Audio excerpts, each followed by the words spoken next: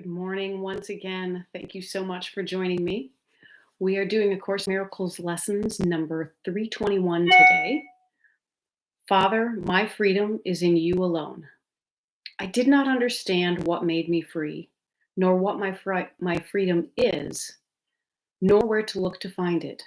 Father, I have searched in vain until I heard your voice directing me. Now I would guide myself no more, for I have neither made nor understood the way to find my freedom. But I trust in you. You who endowed me with freedom as your Holy Son will not be lost to me. Your voice directs me, and the way to you is opening and clear to me at last. Father, my freedom is in you alone. Father, it is my will that I return. And that was our prayer, so we say amen. And the regular information is today we answer for the world, which will be freed along with us. How glad are we to find our freedom through the certain way our Father has established? And how sure is all the world's salvation when we learn our freedom can be found in God alone? Our freedom comes from God alone, from the connection to the universal force, from Source, from that connection to the oneness with all that is. When we attempt to disconnect, we do not liberate ourselves, we limit ourselves. It is one of those strange ironies that is part of this world, that in order to liberate, we must connect. And in order to box ourselves in, we disconnect.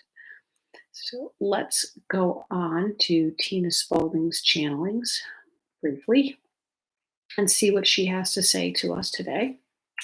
You are blessed beings indeed. I am that one you know as Jesus.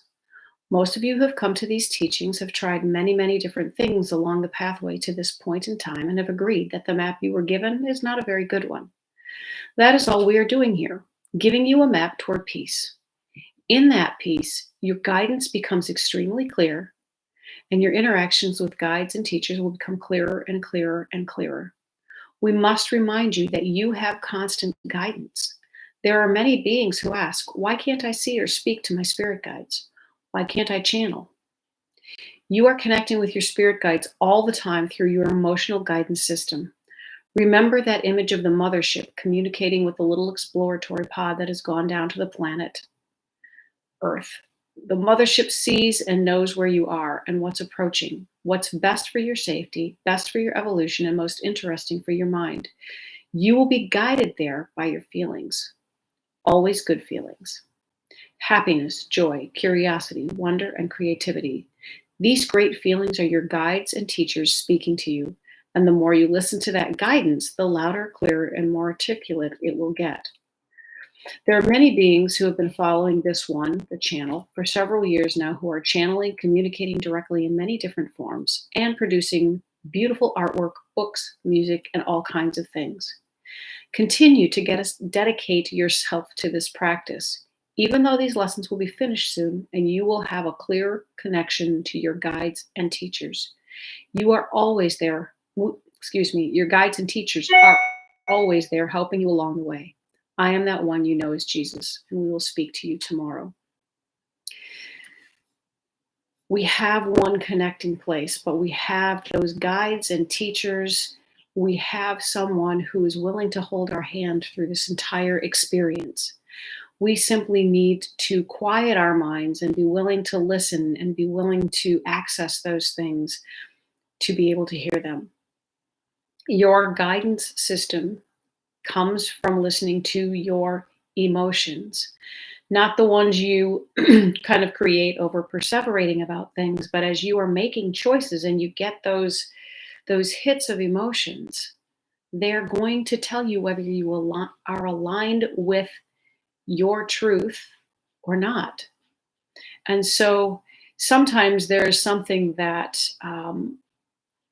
we end up knowing is the right path, even though our mind is telling us we don't want to do it. And so you may have that knowingness, and you're already kind of set into it. And then when you're asked or you're instructed or told or whatever, you have a sense of resistance. And that's when you start questioning. When you start questioning and loudly negating or arguing the fact that this should be done, that is when you have to realize that that is your ego. Your emotional guidance system is a little more subtle, it's a little more quiet and calm because it is a part of your teachers and guides who never need to raise their voice because they speak only for the truth. And there is nothing to argue about in the truth. This is part of the journey. Don't get caught up in knowing or not knowing. You will learn along the way. And every time you learn a piece of what your channel feels like to you, what your guide feels like to you, you can build on that so that you begin to understand what your exact guidance system feels like, because it will feel differently in your body than it might in mine. All right. Have a great day, everyone, and I will talk to you again tomorrow. Bye-bye.